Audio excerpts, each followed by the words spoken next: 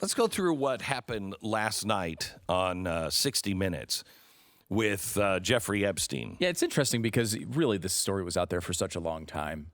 Conservatives complained about it for years and years and years that Jeffrey Epstein was, the normal target was Bill Clinton that he was hanging out with. And nobody in the media cared about this story. Nope. Eventually, we got to a point in which the guy who gave the sweetheart deal to Epstein was in the Trump administration.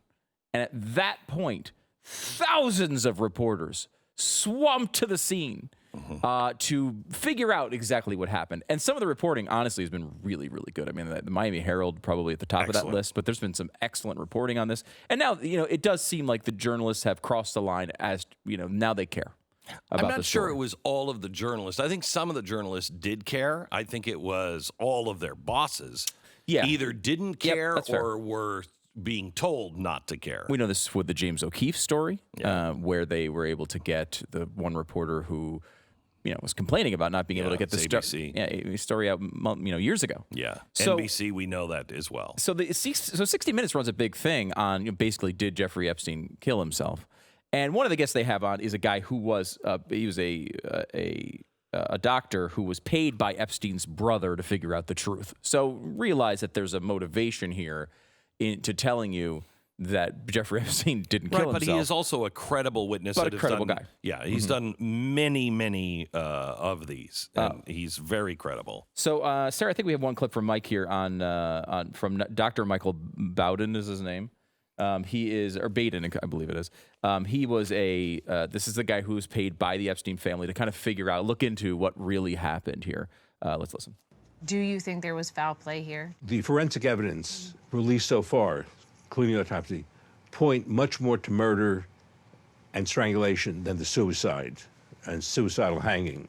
I hesitate to make a final opinion until all the evidence is in. People will say, well, you're being paid by Mark Epstein, so of course you're going to say that something suspicious is going on.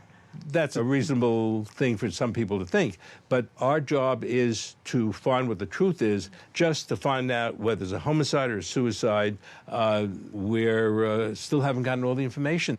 And this is not a guy who hadn't dealt with situations like this. He had thousands of them. Here he is talking about how rare it is to see the types of fractures from Jeffrey Epstein. Listen. I have never seen 3 fractures like this in a suicidal hanging. Sometimes there's a fracture of the hyoid bone or a fracture of the thyroid cartilage. But not 3. Very unusual to have 2 and not 3. And going over 1,000 jail hangings, suicides in the New York City state prisons over the past 40, 50 years, no one had 3 fractures. No one. But just no one. Out of thousands. Out of 40 years. It's pretty amazing. Yeah. And one of the other points he makes is they have now, these pictures have come out, they're pretty graphic of Epstein. You can see close-ups of his neck.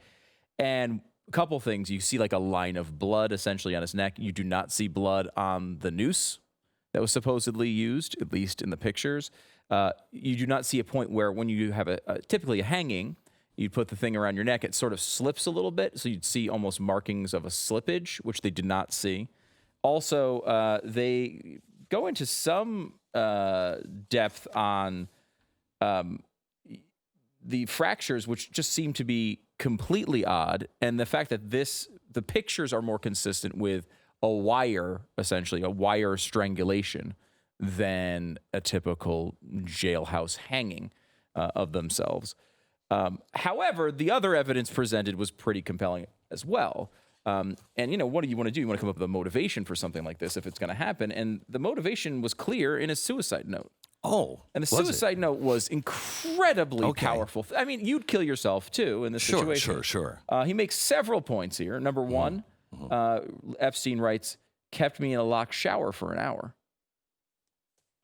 So, I mean, look, you molest a few hundred teenagers, you're not going to be, I mean, 20 minutes in a shower, maybe, but an hour in a shower? Now, I know, first of all, showers are awesome. And as my wife would tell you, I've taken too many 1-hour showers.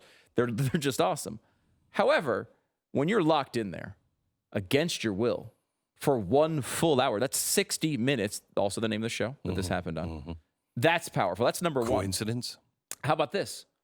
It looks like Noel, who may have been one of the guards, sent in burnt food. Holy cow.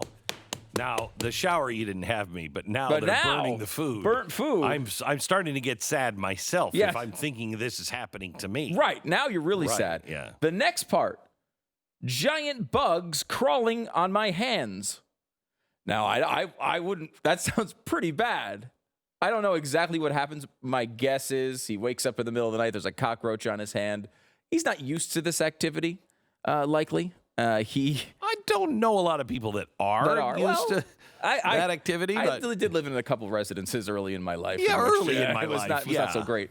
However, those three kind of build up. You know, the shower for an hour, the burnt food, the bugs on the hands, that's all really bad. But it builds really to the final conclusion, which is typically the thing you would write before you commit an actual suicide, which is no fun! Exclamation point.